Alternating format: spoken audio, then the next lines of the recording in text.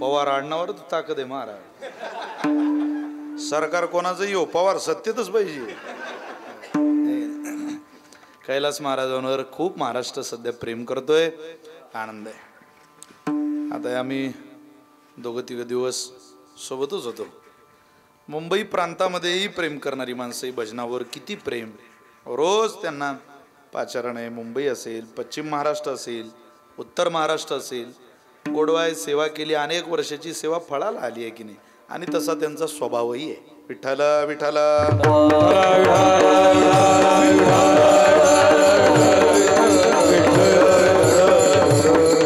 निष्ठावंत भाव भक्तांचा स्वधर्म निर्धार हे वर्म चुकू नये तुकोबारे म्हणतात. निर्धार करून निष्ठेनं भावनेनं भगवान परमात्म्याची सेवा पूजा करणं हे वर्म त्यानं चुकू देऊ नये, निर्धारानं चुकू देऊ नये. त्यावेळेला समजावं हा भक्त या यादीत बसला, कारण तो कोणाचाही स्वधर्म नाही, भक्तांचा स्वधर्म. भक्तानं केलेली चूक भगवंताला त्रास देते, पत्नीनं केलेली चूक पतीला त्रास देते, प्रजेनं केलेली चूक राजाला त्रास देते. तसं भक्ताने सोडलेला स्वधर्म हा भगवंताच्या भक्तिमातेला त्रास होणार आहे. भक्तिमाता म्हणते, अरे मी तुम्हाला पाठवलं कशाला आणि तुम्ही स्वधर्म सोडून जीवन जगता. आहे त्या चाकोरीत जीवन जगलं. एक स्त्री ज्या दिवशी नांदायला सासरात येते त्या दिवशी आपल्या व्यवहारात म्हण आहे, दिलीन मेली. तिचं प्रेत उठावं, पण कुठून? सासरातून, माहेरातून नाही. दिलीन महिन्यातले 3 आठवडे माहेरीत राहते. लग्न केलं कशाला, नांदायचं नव्हतं तुला? जुन्या महिला म्हणायच्या, पोरग झालं ना सांभाळण्याचा स्वधर्म आईचा आहे, त्याला कळत नाही तोपर्यंत सांभाळ, जर सांभाळता येत नाही तर हो कशाला दिलं. नसती झाली आई, आईचा स्वधर्म आहे. अरे जन्माला आलेल्या बापानं म्हणावं, बाबा माझ्या पोटाची भाकरीची काय व्यवस्था आहे? जर व्यवस्था लावता आली नाही तर मला पैदा कशाला केलं? का माझा जन्म केला इथं भीक मागायला, कटोरा घेऊन हातात? बापाचा स्वधर्म आहे लेकराच्या भाकरीची व्यवस्था करणं. आईचा स्वधर्म आहे बाळाचं पालन पोषण करणं. पत्नीचा स्वधर्म आहे नवऱ्या बरोबर अपमानात, गरिबीत आणि आजारपणात राहणं. ती स्त्री आहे. चांगलं तोवर राहते, प्रतिकूल काल आला की निघून जाते. तिला काय बायको म्हणता का? तिची तर फवारणी केली पाहिजे एंडो सल्फाननं. लग्नाचे करार, अरे 10 वर्षाचे करार होऊन राहिले वर्दळीकर लग्नाचे. मी तुमची 10 वर्षाची बायको, त्या यजुर्वेंद्र चहरचा कालच घटस्फोट झाला 5 कोटी देऊन. काय करता? स्त्री जातीच्या आडून मूळ स्त्री जातीचं जीवन हरवणं काय शोभा देतं का या राज्याला? स्त्री जातीबद्दल आदरच आहे या राज्यात, पण स्त्री जातीचा फायदा घेऊन एखाद्या पुरुषाला त्रास देणं हे लाजिरवाणी लोकांचं जीवन आहे. संकोचित लोकांची मनोप्रवृत्ती ती. इज्जतदार घरातली बाई असं कधी करत नाही. तिला स्वधर्माची शिकवण आहे, तिला स्वधर्म कळतो. याचा त्रास माझ्या नवऱ्याला होईल. स्त्रीचं जीवन एखाद्या नदीसारखं आहे महाराज. माझ्या आयांनो तुम्ही पहा, या स्त्रियांना विचारा स्त्रीचं जीवन काय आहे. अरे नदी जोपर्यंत तिच्या मर्यादेत वाहते तोपर्यंत तिचा आनंद आहे, तोपर्यंत तिचं लोक दर्शन घेतात. ज्या दिवशी तिनं तिची मर्यादा सोडली त्या दिवशी ते सासरचंही तटाक तीर आणि माहेरचंही तीर, दोन्ही तीर उद्ध्वस्त करून सोडते. तिनं तिची मर्यादा सोडली की संपलं. स्वधर्म सोडला संपलं. बट्ट्या बोळ दोन्ही घराचा सत्यानाश केल्याशिवाय ती थांबत नाही. नदी सुरळीत आली तोपर्यंत दोन्ही काठाला बागायत. मर्यादा सोडली की सगळ्या जमिनी उद्ध्वस्त करत चालते. स्वधर्म सोडला की त्रास आहे. म्हणून आपण स्वधर्माला जागलं पाहिजे. ही इच्छा तुकोबारांची आणि तो स्वधर्म आहे. निर्धार हे वर्म चुकू नये. निष्ठावंत भाव, भावनेनं, शुद्ध भावनेनं, निष्ठेच्या भावनेनं तुम्ही परमार्थ करा. परमार्थामध्ये खूप सोमपुरी महाराजांची सेवा करायची ना, इथं भावनेला किंमत आहे. तुम्ही क्रियेनं किती श्रीमंत आहे, कोणते कपडे घालून आले, काय परफ्यूम मारून आले, कोणी विचारतं का हो सोमपुरी महाराजांच्या दरबारात? लग्नात विचारतील ते, इथं नाही विचारत. जसं कायम एक उदाहरण सांगितलं जातं. चित्रकलेच्या पेपरला गुरुजींनी विद्यार्थ्यांना सांगितलं, पोरो पटकन धावणारी रेल्वे काढा रे कागदावर. पटपट पटपट पोरं धावणारी रेल्वे काढायला लागली. हुशार पोरं होते. त्यात एक पोरग ढब्बू होतं पण हुशार होतं. डब्बू येऊन हुशारी असतं हो. जे पोरं डब्बू असतात ते अधिक हुशार असतात. फक्त त्या आपली हुशारी अभ्यासात चालवत नाही. नाही तर ते प्रचंड ब्रिलियंट असतात महाराज. आमच्या शाळेला एकदा आग लागली. मी शिक्षकी पेशातला माणूस आहे म्हणून मी शिक्षकी उदाहरणं जास्त देतो. शाळेला आग लागली. अख्खी शाळा जळून राहिली आमची आणि सगळे पोरं शाळा विझून राहिली. शिक्षकांसहित, शिपायांसहित, स्टाफ सहित. एक पोरं ग्राउंडवर नाचत होतं. त्याला म्हटलं नाचून कोण राहिला? सगळे शाळा विझून राहिले. मूर्खा तिकडे जाय. काय झालं तुला नाचायला? तो म्हणे आगीचा अंदाज पाहून मला असं वाटते 8-10 दिवस तरी शाळेला सुट्टी द्यावीच लागणार आहे तुम्हाला. तसंच झालं. आमची शाळा 10 दिवस बंद. खोल्यांची दुरुस्ती झाल्यावर खोले पिरियड घ्यायला गेला आणि ते पोरग पुढंच बसलेलं होतं. त्याला म्हटलं का रे, घटना आणि दुर्घटना यातला काय फरक आहे बाळा? तो म्हणे आपल्या शाळेला आग लागली घटना आहे आणि त्यातही तुम्ही वाचले ही दुर्घटना आहे. आता काय नमस्कारच करा त्या पोराला, दुसरं काय महाराज. प्रचंड ज्ञानी पोरं असतात ती, ज्यांना अभ्यास नसतो ना त्यांची हुशारी फार. मग ते शाळेत कमकुवत असले काही पोरं की मग ते रोड लाईनमध्ये करोडो रुपयांचा व्यापार उभा करतात. Petroleum, hotel. हे काय शाळेत हुशार असलेल्या विद्यार्थ्याचे लक्ष नाही का? रामदास भाऊकडे पाहिलं की शाळेत हुशार असलेला माणूस नोकरी करतो 5-50 हजाराची, तो तेवढ्यात पुरतं. पण शाळेत ज्याचं डोकं चाललं नाही मग तो असं डोकं लावतो एकदारच, लोहा गरम झाला की टाकला हातोडा. असं समजू नका पोरो, तुम्ही शाळेत अपयशी झाले म्हणून तुम्हाला पुढे यश येणार नाही. सचिन तेंडुलकर पहा तुम्ही, 10वीला किती वेळा बसले? 2 वेळा बसले असं म्हणता बाबा. नापास झाले होते, पुन्हा ते 10वी झाले. अरे 7वी पास माणसं काही पण फ्लुएंट इंग्लिश बोलतात. फ्लुएंट. स्किल वापरता आलं पाहिजे. आपल्याजवळ काय डोकं आहे हे वापरलं ना, त्याचा पुरेपूर वापर केला ना की चहा विकणारा सामान्य माणूस सुद्धा देशाचा पंतप्रधान बनू शकतो. एवढं लक्षात ठेवा. आपण त्या देशात राहतो. चहा विकणार आहे मोदीजी, सामान्य रेल्वे स्टेशनवरती चहा विकायची. पण देशाचं सर्वोच्च पद, महाराज पंतप्रधान होणं सोपं आहे? नुसतं आवाज ऐकलं की कळतं माणसानं आवाज कोणाचा आहे. अरे भाई अरे लोक म्हणतात अरे बापा मोदीजींचा आवाज. ते नोटबंदी झाल्यावर तर माणसं एवढं ऐकलं तरी घाबरत. काही ऐका रे बापा आता पुढे घोषणा. नोटा बंद झाल्यावर तर त्यावेळेला ते बोलत होते. मी माझ्या बायकोला म्हटलं या काळ्या दाढीवाल्याकडे पाहू नको, पांढऱ्या दाढीवाल्या बाबाकडे पहा, ते काय सांगताय पांढऱ्या दाढीवाली. तेव्हा ते रात्री बोलायचे, मेरे भाई बहनो मैं आपसे कहना चाहूंगा कि 500,000 रुपए की नोट कागज का टुकड़ा बन जाएगी, लेकिन मेरे भाई बहनो नुसता आवाज. स्किल वापरता आलं पाहिजे. काय भाऊ कदमला मी तो त्याचं रोज नाव घेतोय व कीर्तनात रोज. काय डोकं होत याचं. त्याला काय हिरो होण्याकरता, अभिनेता होण्याकरता शरीर आहे का त्याच्याकडं? काही रंग आहे? गुरुजी खरंच सांगा, काय त्याच्याकडे काय संबंध आहे रंगाचा आणि रूपाचा, शरीर यष्टीचा? शरीरच यष्टी आहे त्याची. पण त्याचे चाहते, अरे तो बोलला, त्याचं स्किल वापरलं त्यानं. काय बोलतो तो? म्हणजे कर्नाटकाचा माणूस त्याला भेटला आणि म्हटला भाऊ लग्न झालं रे तुझं? झालं म्हणे. तुझं रे? तो म्हटलं झालं. काय म्हणता रे कर्नाटकात लग्नाला? तो म्हटलं कल्याणम. त्यानं याला विचारलं का रे इकडे महाराष्ट्रात काय म्हणता लग्नाला? हा म्हटलं वाटोळ. किती डोकं असेल त्याच्याकडे उत्तर द्यायला. हजार जबाबी, प्रचंड हजार जबाबी. स्किल वापरता आलं पाहिजे पोरो. स्किल वापरा. ते म्हशी बाजारण्याचं जरी असलं तरी वापरा. स्किल असतं, कमकुवत नाही. अरे शेणाच्या गोऱ्या विकून लोक करोडपती होऊन राहिले या देशात. तुम्ही काय करून राहिले? जा तुम्ही एखाद्या मॉलमध्ये, आता इथं जालन्याला डीमार्ट असेल, डीमार्ट आहे ना जालन्याला, डीमार्ट मध्ये जा. तिथं या कापसाच्या कापूस वेचून ते राहतं, काय म्हणतात तुमच्याकडे त्याला? नाही नाही, नकट्या. नक्की म्हणता का तुमच्याकडे? आमच्याकडे नकटी म्हणतात त्याला. हा तेच नखी. त्या नख्या 100 रुपयाला 10 भेटता, वेगळे वेगळे कलर माळून आणि पॅकिंग करून. मी परवा मुंबईत गेलो, ती एका घरी पाहिलं. म्हटलं केवढ्याचं घेतलं हे? 100 रुपयाच्या 10-12 नख्या असतील त्यात. म्हटलं बापा रे. ते पॅकिंग केलं आणि त्याला रंग दिलेला.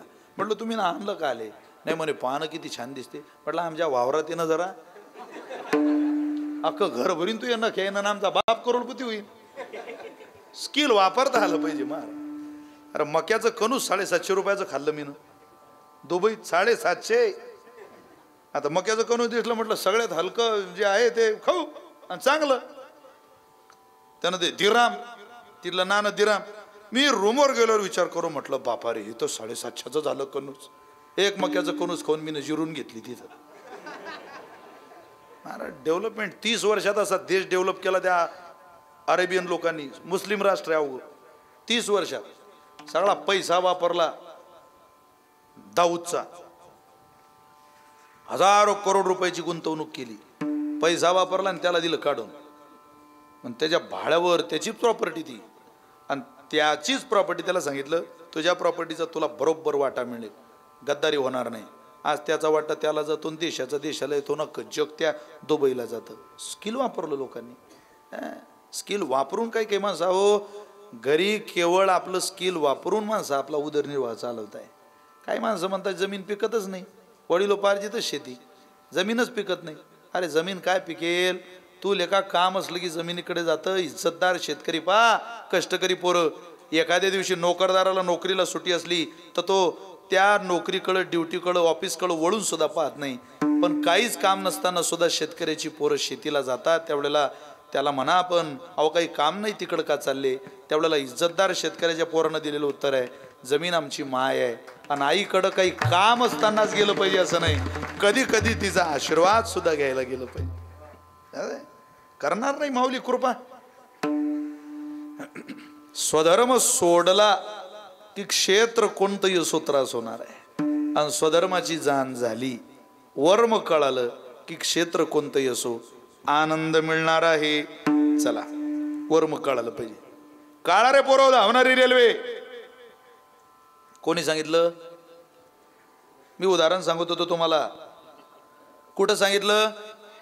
शाळेत. वा, असा आवाज जरा वर्दळीचा आवाज येतो आहे की नाही. शाळेत सांगितलं सगळ्या पोरं धावणारी रेल्वे काढायला लागली. एका पोराला धावणारी रेल्वे काढता येत नव्हती, पण लय डोकेबाज होता तो. त्यानं असा यम काढला, मोठा यम. यम म्हणजे डोंगर झाला.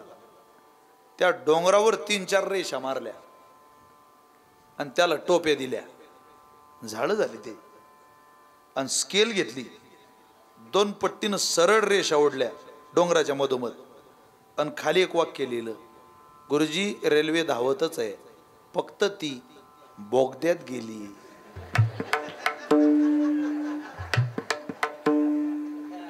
रेल्वे धावतच आहे, फक्त ती बोगद्यात गेली. पण गुरुजी येते तिथं 5G चालत नाही गुरुजी जवळ. ते म्हटले बाळू काही हरकत नाही, तिला बोगद्यातून बाहेर आली येऊ दे, ती आली की मला आवाज दे, ती बोगद्यातून बाहेर आली की तुला लगेच मार्क देतो मी. आता ऐका, शाळेत कागदावर रेल्वे दाखवल्याशिवाय गुण मिळत नाही, व्यवहार येतो. तिथं क्रियेला महत्व आहे. इथं आहे रेल्वे या भावनेला महत्व नाही, बोगद्यात गेली या भावनेला महत्व नाही, तिथं कागदावर रेल्वे दाखवावीच लागेल. याच्या उलट आहे तुकोबार एक क्षेत्र सांगता येते, तिथं क्रियेला नाही, तिथं केवळ निष्ठेला आणि केवळ भावनेला किंमत आहे. या सोमपुरी बाबांकडे जा आणि एवढं म्हणा फक्त, बाबा यायला आज उशीर झाला बरं का, त्यामुळे तुमची सेवाच नाही करू शकलो काही, पण तुमच्या चरणावर डोकं ठेवतो, आजची सेवा एवढीच स्वीकारून घ्या. सोमपुरी बाबा प्रेमानं पाठीवरून हात फिरवतील आणि सांगतील जा तू आला ना आणि एवढं कबूल केलं ना, खूप झालं. भगवान महादेवाकडे जाताना म्हणा, देवा अरे आज वेळ नाही मिळाला तुझी साधन सामुग्री आणायला, बिलवदळ आणू नाही शकलो आम्ही, पण बिलवदळ जरी तुझ्याकडे आणता आली नाही तरी मंदिरात चढता चढता निरगोडीचं झाड दिसलं आणि त्या निरगोडीच्या झाडाचं एक पान तोडलं तुझ्या पिंडीवर वाहलं. देवा आता या निरगुडीच्या पानालाच सुवर्णाची बेल म्हणून स्वीकार कर, सुवर्णाची बेल म्हणून स्वीकार करेल. फक्त अंतःकरणात निरगुडीचं पान ठेवताना इतकी शुद्ध भावना पाहिजे का, ते भावनेचं जग आहे आणि आपण जिथं राहतो ते क्रियेचं जग आहे. म्हणून तुकोबाराय म्हटले, भावनेच्या जगात जिंकायचं असेल तर निष्ठा लागते आणि क्रियेच्या जगात जिंकायचं असेल तर स्पर्धा लागते. स्पर्धेत क्रियेनं जग जिंकता येतं आणि परमार्थात भावनेनं निष्ठेनं परमात्मा जिंकता येतो.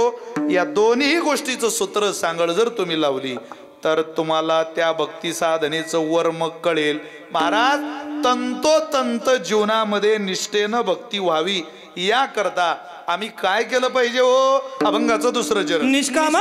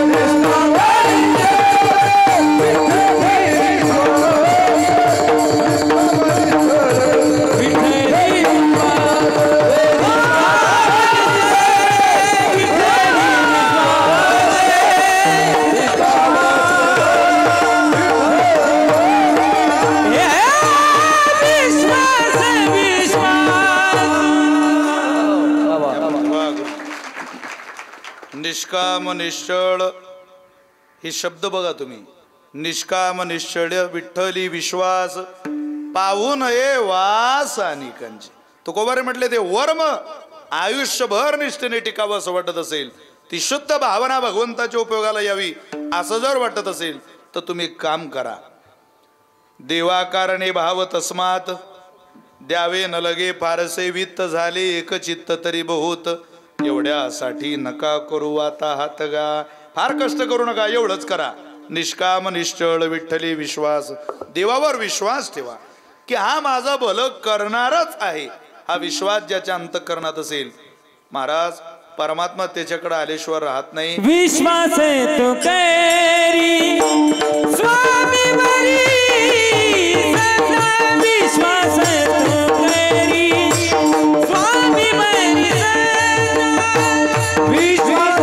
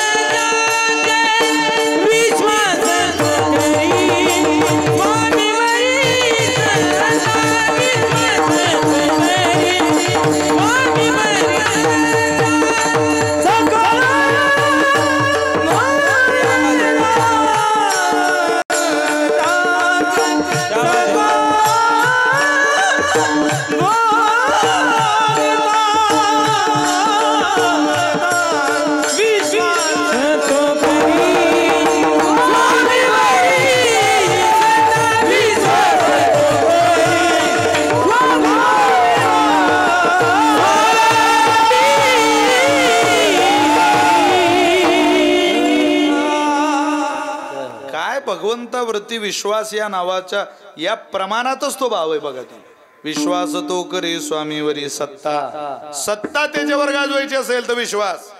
बस. पती पत्नीचं सामान्य नातं आहे, पण कशाच्या आधारावर चाललंय काय हो दुसरं सांगा तुम्ही. एक सामान्य गळ्यात तिच्या दागिना विश्वासाचा आहे, कपाळ्यावरचं कुंकू आहे, पायात जोडवे, या तिघींच्या आधारावर थोडी असतो प्रपंच. तिच्या अंतःकरणात जो नवऱ्याविषयीचा दृढ विश्वास आहे की हा माझा सांभाळ करेनच, त्याच्या आधारावरच हे चाललंय. 11 वाजेला नवरा घरी आला आणि दार उघडणारी बायको जर संशयाच्या नजरेनं पाहत असेल तर त्या घरात काय सुख नांतं का? करोड रुपये पडलेले असल्यावर घर विश्वासानं चालतं, घर पैशानं चालत नसतं. 10 दिवस माहेरात राहिलेली बायको घरी आल्यावर जर नवरा संशयाच्या भावनेनं बायकोकडे पाहत असेल, त्या घरात कसलं आलं सुख? घर विश्वासानं चालतं. आपण काय मी सांगतो, बायको माहेरी गेली तिचं काही मन लागत नाही. तिकडं गेल्यावर जाताना सांगून गेली होती मला फोन लावायचा नाही, मी 8 दिवस येणार नाही म्हणजे येणार नाही. तो म्हणे जा बाबा एकदम बरं झालं, 8 दिवस म्हणजे चांगलं. ती गेली, तिकडं गेल्यावर तिने लगेच फोन लावला, हॅलो कुठे आहे तुम्ही? तो म्हणे मी घरी आहे. काय करताय? बसलोय, तुझी आठवण येते. आता माणूस आहे एकदम लबाळ, आठवण बिठवण अशी काही येत असते काय? पण तो म्हणे मला तुझी आठवण येते, मी बसलो घरी. ते बाई म्हणे पण माझा विश्वास नाही होऊन राहिला तुम्ही घरी. तो म्हणे सोनू तुझा माझ्यावर भरोसा नाही? अगं मी घरी आहे. ती म्हणे पण मला विश्वास नाही. ती म्हणे तुम्ही जर घरीच असाल तर एखादी वस्तू माझ्या कानाला ऐकवा. पंखा ऐक ना म्हणे आपल्या बेडरूम मधला. तो आता त्याचं रेग्युलेटर बदललं म्हणे, आपण आता आवाज नाही मारत तो. मग तुम्ही किचनमध्ये जा, मिक्सर चालू करा आणि त्याचा आवाज मध्ये ऐकवा. बाईच्या कानात तो आवाज चांगला भरलेला असतो. यानं गेला चालू केलं मिक्सर. दुसरा खटका मारा. ती बाई म्हणे हा, ती मग म्हणे आता आपलंच आहे मिक्सर, घरी आहे तुम्ही, जेवण घेऊन करा. दुसऱ्या दिवशी फोन, तुम्ही कुठे? हा म्हणे मी घरीच आहे. ती बाई म्हणे जा किचन मध्ये, दाबा दुसरा खटका, करा चालू मिक्सर, हा आपलंच आहे. तिसऱ्या दिवशी फोन, तुम्ही कुठे? हा म्हणे मी घरीच आहे. ती बाई म्हणे मिक्सर चालू करा. चौथ्या दिवशी फोन, तुम्ही कुठे? हा म्हणे मी घरीच आहे, मिक्सर चालू करा. 5व्या दिवशी फोन, तुम्ही कुठे? हा म्हणे मी मिक्सरच उभा आहे. मला माहित होतं तुझा फोन येऊन राहिला. 8 दिवसानं घरी येणारी बाई 5व्या दिवशी संध्याकाळी घरी आली. घरदारात येऊन पाहते तर घराला कुलूप. हा म्हणे बाबा. शेजारणीला विचारते म्हणे काकू माझ्या नवरा कुठे?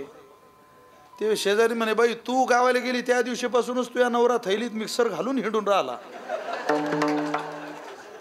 जडी पुलक देशील तरी पिन खोसते म्हणे तो. आवाज ऐकू आला? अरे विश्वास तो करी स्वामीवरी सत्ता. या बाईचा नवऱ्यावर विश्वास नाही, तिनं काय सुखाची अपेक्षा करायची? जिचा मालकींवर विश्वास नाही, या संशयावनी थोर अनेक पाप नाही घोर. अविनाशा शिवा घोर प्राणियासी विनाश काले विपरीत बुद्धी. काय विश्वास सार्थ केला असेल त्या गोपिकांनी परमात्म्याचा. किती विश्वास. भक्ती साधनेवर हा परमात्म्याचाच विनू आहे. आता आपण वळालं पाहिजे, गेलं पाहिजे, संसाराला तिलांजली दिली आणि भगवान परमात्म्याचा विश्वास सार्थ केला. पण ज्या वेळेला त्यांच्या सासवांना घराला अनुभूती आली त्यावेळेला त्या गोपिकांना कुठली अग्निपरीक्षा द्यावी लागली नाही भगवंताकरता. सांगितलं भोग भोगोनी ब्रह्मचारी. अरे याला कोणता लवलेशच नाही. काय आक्षेप घेता त्यांच्यावर? भक्ती साधनेमध्ये विश्वास लागतो महाराज. विश्वासानं जग चालतं. आपला विश्वास ठेवा, आपला विश्वास नाही महाराज. आता तुम्ही सगळे कीर्तनाला आले, खरं सांगा तुमचा कोणावर विश्वास आहे म्हणून तुम्ही कीर्तनाला आले? तुम्ही बोर झाले का? मी घरी जाऊ का? तुम्ही इथं आले, तुमच्या प्रत्येकाच्या घरात कपाट आहे की नाही? कपाटात पैसे आहे की नाही? खरं सांगा. देवाच्या दारात सोमपुरी महाराजांच्या दरबारात खोटं बोलायचं नाही. आहे की नाही पैसे? तुम्ही बँकेत आहे का? कोणाचं पोरग आहे रे तू? कोणाचं आहे? तुझं नाही, तुझ्या वडिलांची भेट घ्यावी लागेल. पोरग चाणक्य आहे बरं का. म्हणजे बाप हुशार असला पाहिजे. बाप जगाला पैसा कडू देत नाही, त्यावर ती पोरग म्हणतं पैसा नाही. तुमची चेहरे सांगते तुमच्याकडे किती पैसे आहे. पैसे कपाटात आहे, पण आपण कीर्तनाला सगळे आलोय. खरं सांगा कोणाच्या भरोशावर आले? देवाच्या? कोल्पाच्या तुमच्या दाराला लावलेलं देवाबिवावरचा काय विश्वास तुम्हाला कीर्तनाला? तुमचा त्या लोखंडाच्या कुलपावर विश्वास आहे. माझाही विश्वास कुलपावरच आहे. आपला विश्वास देवावर नाही महाराज. आपण कीर्तनात आलो असं कधीच म्हणू शकत नाही व्यवहारात. काय द्या परी गेली याचा असे न करे, गेलेली गोष्ट आपली नाही असं म्हणायला धाडच लागतं महाराज. ते तुकोबारांनी म्हणावं. आणि तुकोबारे म्हटले तोही नुसता विश्वास नाही, निष्काम निश्चळ विठ्ठली विश्वास, काही अपेक्षा नसलेला विश्वास.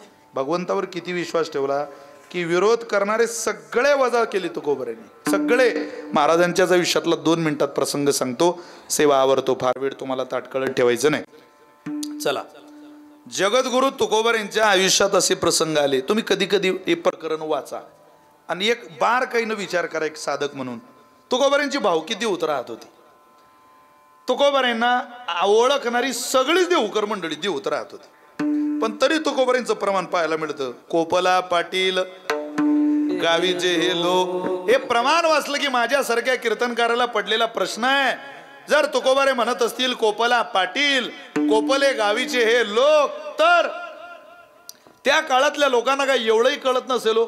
तुकोबारे संत होते, परमात्म्याची कृपा होती, प्रत्यक्ष वैकुंठातून आले होते. या गोष्टी सोडून द्या, क्षणभर सोडून द्या की तुकोबारे संत होते, त्यांना कळालं नाही, नसलही कळालं. पण तुकोबाराय हा महात्मा कोणाच्या घेण्यात नाही, कोणाच्या देण्यात नाही. बिचारा आपलं आपलं भजन करतो. एवढं तर लोकांना कळत असेल ना. कधी कधी ही प्रमाण वाचली की असं वाटतं, तुम्हाला राग येईल माझ्या बोलण्याचा, असं वाटतं आताची माणसं खूप चांगली तेव्हाच्या पेक्षा. 100 वेळा एक माणूस नाथ महाराजांच्या अंगावर पैठणात थुकतो म्हणजे तेव्हाच्या पेक्षा आताचं जग बरं आहे. 100 वेळा अंगावर थुकून सुद्धा तुकोबार नाथ महाराजांची भावकी त्याला विरोध करत नाही. कोणी नाथ महाराजांना सोडवायला येत नाही आणि कोणी त्याच्या थोवाळीत मारत नाही. याचा अर्थ तेव्हाच्या पेक्षा आताची माणसं चांगली आहे. तुकोबारांची पत्नी अन्न करता मेली तरी कोणी भाकर दिली नाही. आता भाकर न खाता या जगात एखादा माणूस मेला असं ऐकायला सुद्धा मिळत नाही. तुकोबारांची कन्या मला, पत्नी मला भाकर द्या म्हणता म्हणता मेली. याचा अर्थ तेव्हाच्या पेक्षा आताची माणसं चांगली आहे.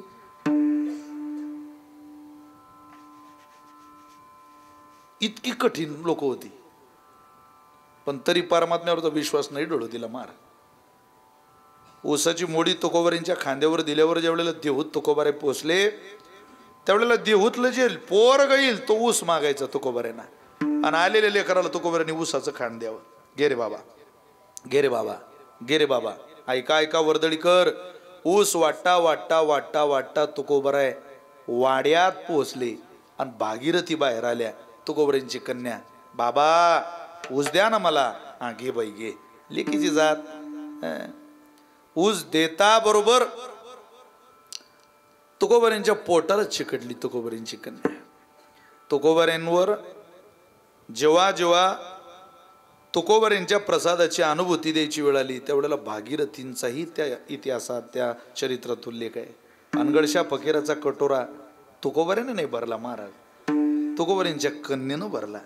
अरे तुकोबारांच्या पोरीचा हात केवढा, तिच्या हातातली मूठ केवढी, त्या मुठीतलं पीठ केवढं, आणि ते मायेनं चापट मारून झटकलेल्या हाताला चिकटलेलं पीठ केवढं. पण तुकोबारांच्या इवल्याशा कन्या भागीरथींचे इवले इवले हात, इवल्या इवल्या हाताला चिटकलेलं नाजूक टोकदार बोटांना असलेलं पीठ, आणि ते दोन्ही हात ज्या वेळेला अनगडशा फकीराच्या कटोऱ्याजवळ जात आहे आणि हाताला हात भागीरथी मारताय, बोटाला चिकटलेल्या पोटाच्या त्या पिठाच्या द्वारा अनगडशा फकीर भुजून गेला. इतकं पीठ तिथं ढिगारा उमटला. ज्याचा कटोरा आयुष्यात कोणीच भरू शकलं नाही त्याचा कटोरा भागीरथीच्या चिकटलेल्या बोटाच्या पिठानं भरतो. काय ताकद असेल तुकोबारांच्या कन्येत. अत्यंत जीव तुकोबारांमध्ये. चिपळ्या राहिल्या तर पोरीनं आणून द्याव्या. वाद झाला हसावं भागीरथींनी विना आणून द्यावा. म्हणजे भजनाला तुकोबारे गेले की घरातला वाद कमी होईल हे सांगण्याकरता कन्याच घरात लागते महाराज. कीर्तनात बसलेल्या मंडळींना आवर्जून माझी विनंती, ज्याला मुलगी आहे त्यानं पोरीचं प्रेम तपासा. फक्त लेकीच्या जातीलाच माया असते महाराज, तिला लाज आहे. 20 रुपये पोराकडे द्या सांगा 20 रुपयाची साखर आण, आणि पाहुणे बसले गपचुपान असं सांगा त्याला 20 रुपये द्या.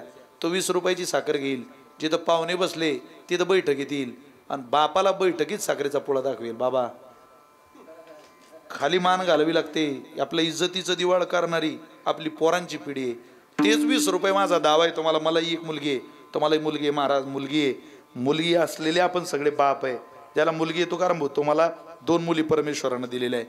ज्याला मुलगी आहे त्याला विचारा लेकीला घराची इज्जत किती कळते महाराज. 20 रुपये पोरीच्या हातात द्या आणि तिला सांगा बाई पटकन साखरांबरं जरा पाहुणे बसले लवकर जा बा. ती दुकानात जाईल 20 रुपयाची साखर घेईल. ती 20 रुपयाची साखर आपल्या ओढणी खाली झाकेल आणि घरात येऊन बैठकीत जिथं पाहुणे बसले तिथं मान खाली घालून सरळ आईजवळ निघून जाईल. आणि जोपर्यंत आईजवळ जात नाही तोपर्यंत त्या साखरेवरची ओढणी सुद्धा बाजूला काढत नाही. ही जात या राज्यात कोणाची असेल तर ती पोरींची. एवढं लक्षात ठेवाल. तिला लाज आहे बापाची, तिला इज्जत कळते बापाची. पोरांना इज्जतीचं दिवाळं काढायचं असेल तर पोरं आणि इज्जतीचं रक्षण करायचं असेल तर पोरी. निदान तुमच्याबद्दल एवढं चांगलं बोलल्यानंतर जेवढ्या कीर्तनात बसले तेवढ्यानं तरी माझी विनंती, आम्ही जर इतकं ओझं तुमच्यावर घालत असू तर एकदा लग्न सुद्धा करण्याची इज्जतदार कुळातली संधी आमच्यासारख्या भावांच्या आणि बापाच्या पदरी द्या. तुमच्या विचारानं नाही. आम्ही करू तिथं तुम्ही नांदायला जा. आयुष्यभर आमचा परिवार तुमचं नाव घेतल्याशिवाय राहणार नाही. आमच्या पोटी जर तुम्ही जन्माला आला असाल तर आम्ही ठरवू तिथं तुम्ही नांदायला जा.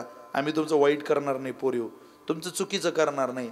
अरे आम्ही जन्माला घातलं तुम्हाला काय आम्ही तुमची चुकीचं करू. हे मर्दासारखे भाऊ शिव छत्रपतींचे मावळे. आम्ही पर्यायी कर्ज काढू पण थाटामाटा सजून तुम्हाला पाठवू. फक्त तुम्ही तुमच्या विचारानं आमच्या इज्जतीचं दिवाळ काढू नका. आम्हाला रडण्याची वेळ आणू नका. एवढी अपेक्षा सुद्धा कीर्तनात बसलेल्या सगळ्या मुलींकडून या सगळ्या पुरुषांकडून प्रार्थना आहे तुम्हाला. एवढं दान द्या. अरे हा सोमपुरी महाराजांचा उत्सव कळसाला गेला असं समजू. एवढं द्या आमच्या पदरात. पुर्यो तुम्ही आमच्याकडं पाठ फिरून ज्या वेळेला निघून जाता त्यावेळेला आमचं भाऊ म्हणून तर जीवन राहत नाही, पण भाऊ म्हणून ज्या मायबापाला सांभाळायचं असतं ती दिसायला माय जिवंत दिसते हो, मेलेली असते. बापही मेलेला असतो. काय 2-4 वर्षाच्या हलकट प्रेमा करता 20-20, 25-25 वर्ष तुमच्याकरता दिवाळीच्या दिवशी फाटलेलं बनेन खांद्यावर वागवणारा बाप विसरून जात आहे. निदान त्याच्या इज्जतीला बाळगा, त्याच्या इज्जतीचं रक्षण करा. माझी विनंती आहे तुम्हाला. लाज तुकोबाऱ्यांच्या कन्येनं जर राखली असेल नाही आपण तुकोबारे होणार, पण निदान तुकोबाऱ्यांचा एका सेवकाची लाज सुद्धा त्याची कन्या सांभाळते. एवढं तुम्ही दाखवून द्या. चला ओघाओघात विषय निघाला. पोटाला चिकटलेली भागीरथी तुकोबाऱ्यांना म्हणते आईला द्या ना ऊस. एकच शिल्लक राहिला होता तुकोबाऱ्यांकडे. लगेच भागीरथी बाहेर आल्या, जिजाबाई बाहेर आल्या आणि नवऱ्याला विचारताय एकच ऊस आणला. बायकोची नसेल आली आठवण तुम्हाला. जी नांदायला आली तिची सामान्य माफक अपेक्षा आहे. लेकराला आणलेला कोणताही घास तुम्ही बायकोला घ्या म्हणा, तुला आवडतं ना खा. प्रेमानं खाते महाराज. शेवटी आई कोण होतीला आपल्याशिवाय म्हणणार तिथं की तू खाऊन घे. सर्वस्व दान करून मालकाचा सांभाळ करण्याचं व्रत या राज्यातली स्त्री घेऊ शकते महाराज. तिला संस्कृतीची खूप तळमळ आहे, खूप जाणीव आहे. एकदा झोपताना पत्नीच्या पदराला हात लावला. ज्याला लिकुरवाडी माऊली आहे, पदराला हात लावा. अरे हात कॉलर भिजलेली असली इथं बॉटमजवळ, इथं मनगटाजवळ, तरी माणसाला शर्ट काढावा लागतो झोपताना. रोज झोपताना जिचा अख्खा पदर ओला असतो आणि अख्खी गुडघ्याच्या खालची साडी ओली असते तिचं नाव स्त्री आहे. सोपं आहे का महाराज. रात्रभर पोराला कोरड्या जागेवर झोपवते, स्वतः ओल्या जागेवर झोपते. सगळी घरातली धुनी भांडी करून संध्याकाळी झोपलेली स्त्री होणं फार कठीण आहे. अरे मोलकरणीसारखं जीवन आहे हो तिचं. तिला आपण दर्जा देत नाही, तिला समजून घेणं कठीण आहे. तर स्त्री होणं किती कठीण असेल. एवढं कठीण आहे की साडी ओली तिची कामधंद्यानं घामानं भिजलेली. स्त्री होणं कठीण आहे महाराज. घरातली स्त्री गेली की मग कडतं घर पण कशाला म्हणतात. त्यामुळे ते अवघड आहे सगळं. मला नाही आणलं तुम्ही ऊस. अगं खूप ऊस दिले होते जिजे शेतकऱ्यानं. किती दिले? मोळीच दिली होती एकच. अगं पोरं भेटले ते होतले. मी त्यांना वाटत आलो जिजे लई लोकं आली ती माझ्याकडं ऊस मागायला. पण त्यांना दिले का? हो, त्यांना वाटत वाटत आलो. मालक, त्यांना वाटता वाटता लेकीची आठवण आली असेल म्हणून तेवढा एक काढून ठेवला पोरी करता.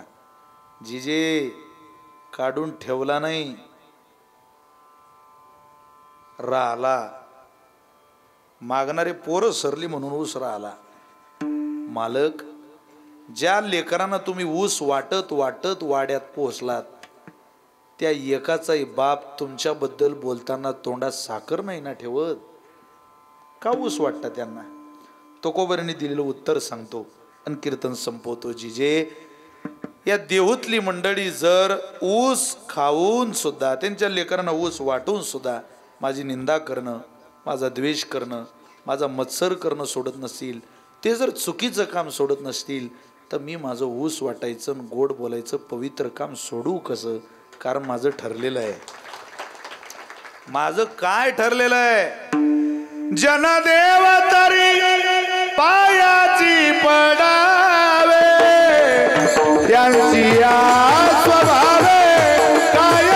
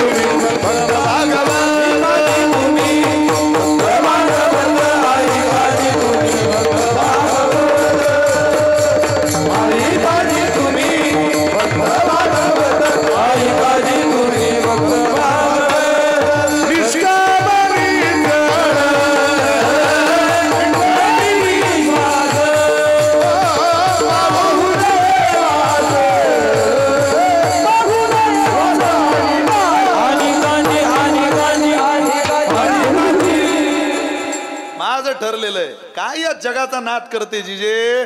अगं त्यांच्या स्वभावात काय काम आहे आपल्याला? त्यांची या स्वभाव एका एका माचा ज्याच्या स्वभावावर विश्वास आहे तो विश्वास असं सांगतो, पाहू नये वासानिकांची, तू वाट पाहू नको यांची कोणाची. अगं आपला पाठीरागा देव आहे.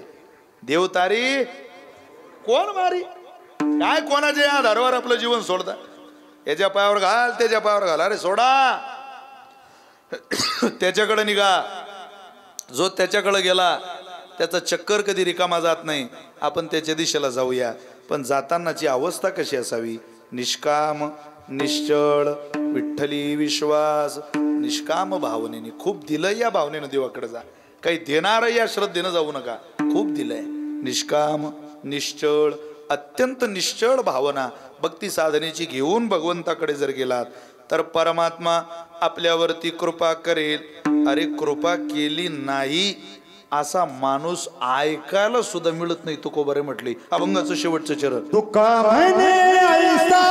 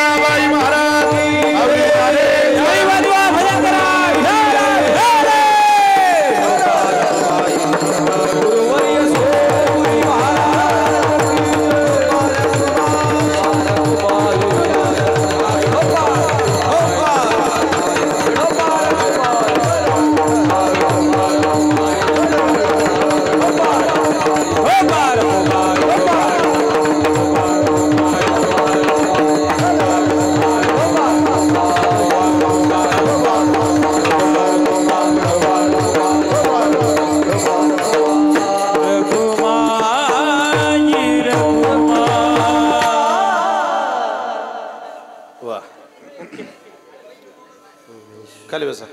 बसा खाली बसा. एवढे फटाके, हा आनंद, ही व्यवस्था, प्रचंड प्रेम असल्याशिवाय, सोमपुरी महाराजांच्या उत्सवातच जीव ओतल्याशिवाय या सगळ्या गोष्टी शक्य होत नाही. खरोखर तुम्हाला धन्यता दिली पाहिजे. मी एवढंच सांगू शकतो, भगवान परमात्म्यावर, पांडुरंगावर, सोमपुरी महाराजांवर इतका विश्वास तुमचा आहे आणि इतक्या विश्वासात तुम्ही इतके कष्ट जर कीर्तना करता करत असाल, हजारो पावलं टाकत हा सोमपुरी बाबा तुमच्या करता, तुमच्या मदतीला धावून आल्याशिवाय राहणार नाही. इतकी कृपा, इतकं कृपेचं वैभव परमात्म्याचं आपल्यावरती राहील आणि राहावं ही सदिच्छा शुभकामना या निमित्ताने व्यक्त करूया. माझ्या सेवेला विराम देऊया. शिवाजी दादा कारभारी, जाय भाई यांना सुद्धा बरोबर आहे ना, यांना सुद्धा मनापासून धन्यवाद देतो. अत्यंत चांगली व्यवस्था. म्हणतो माझा मुंगळा झाला तरी चालेल पण पिंगळा म्हणतो, काळजी करू नका. त्याला काय, ते काही सुटका नाही आम्हाला, ते फार शेवट जाणार आहे. माझ्यासोबत जाईल संतांचं ऐकूनच आपल्याला आनंद घेता येईल. आपण तो आनंद घ्यावा. संतांचं ऐकलं तर आपलं भलं होईल, अन्यथा आपल्याला परिणामही त्याचा भोगावा लागेल. काय परिणाम आहे? 11-10 झाले तरी तुम्हाला पिंगळा ऐकावाच वाटतो. तुमचं त्या भजनावर असलेलं प्रेम आहे. संतांचं ऐका, नाहीतर तो काळ येईल. या वर्दळीतल्या लोकांना, मला बांधून यमपुरीला घेऊन जाईल. नाथ महाराज म्हटले, ऐकलं तर बरं लेखा, नाही तर आमच्या काय बापाचं जाणार आहे. ऐक, हे जरी नाही काल तरी दुसरा येईल. हे जरी नाही काल, हे जरी नाही काल तरी दुसरा येईल. हे जरी नाही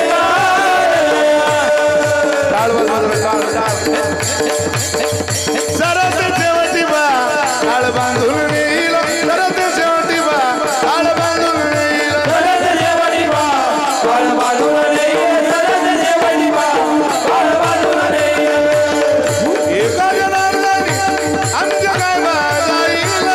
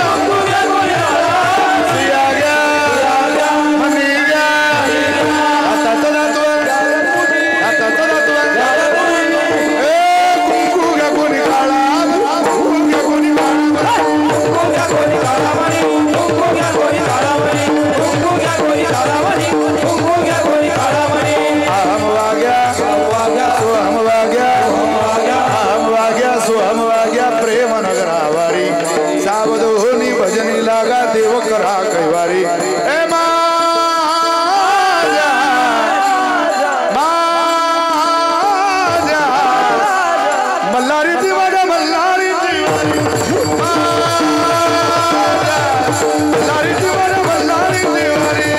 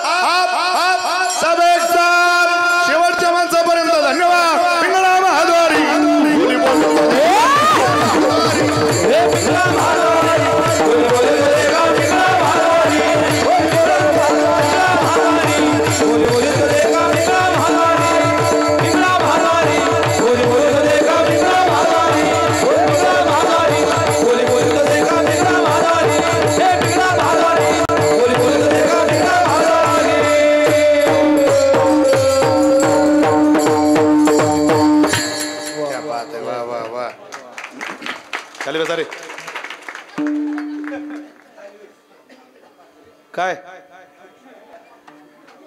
जास्त हुशार आहे बरं का ते जरा. आपल्या सगळ्यांना मनापासून धन्यवाद देतो, प्रणाम करतो, वंदन करतो. आणि सगळ्या गायकवादक मंडळींना आदरणीय तुळशीरामजी महाराज दाभाडे गुरुजी, आदरणीय संतोषजी महाराज वाघ, आदरणीय कैलासजी महाराज पवार, आदरणीय अनिलजी महाराज जाधव आणि आदरणीय रोहनजी महाराज भिसे या सगळ्यांना मनापासून धन्यवाद देतो, वंदन करतो. आज ज्यांच्याकडे कीर्तनाचं यजमान पद होतं ते शिवाजी कारभारी जायभाई, आदरणीय संपर्क साधणारे माझे मित्र रामदासजी पाटील या ठिकाणी उपस्थित आहे. रामदास भाऊंनाही धन्यवाद देतो. आदरणीय हरिभक्तपरायण तुकारामदादा भोवर आहेत, आमचे सगळे सहकारी, या सगळ्यांप्रती करुणा व्यक्त करतो. आणि सिस्टीमसुद्धा तुम्ही छान लावली, तुम्हालाही धन्यवाद देतो. तुम्हाला थोडंसं काही न 15 मिनिट तुमचे मी जरा जास्त घेतले त्याबद्दल तुमची क्षमा मागतो. मोठ्या प्रेमानं 2 मिनिट हात मोकळे करा आणि खूप प्रेमानं खूप ताकदीनं टाळी वाजवा. सगळ्यांनी म्हणा, निवृत्ती ज्ञानदेव सोपान मुक्ताबाई नाथ नामदेव तुकाराम, निवृत्ती ज्ञानदेव सोपान मुक्ताबाई